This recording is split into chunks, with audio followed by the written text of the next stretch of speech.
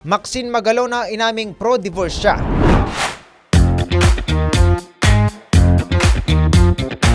Para sa aking balitang showbiz, nainiwala si Maxine Magalona na ang kasal ay isang sacred union sa pagitan ng dalawang tao. Ngunit dahil hindi pa raw naghihilom ang sakit na naranasan ng mga tao sa kanilang pagkabata, nagpapakasal ang mga ito na may mga hindi pagmagaling na sugat. Ang ending, naghiwalay ang mga ito. Ito ang mahabang litanya ni Maxine sa kanyang social media account. Ayon sa aktres, ang paglayo mula sa isang toxic na relasyon at nakakatroma na pagpapakasal ay makakahil sa bawat kaluluwa. Sinabi pa ni Maxine na ang worst pa, naniniwala ang mga tao na ang pagkakaroon ng anak ay makakasolve sa problema at kapag nagkaroon na umano ng anak at hindi pa rin nawala ang problema, mag-aaway ang mga ito sa harap ng kanilang mga anak dahilan para maiwang traumatized at mentally damaged ang mga bata.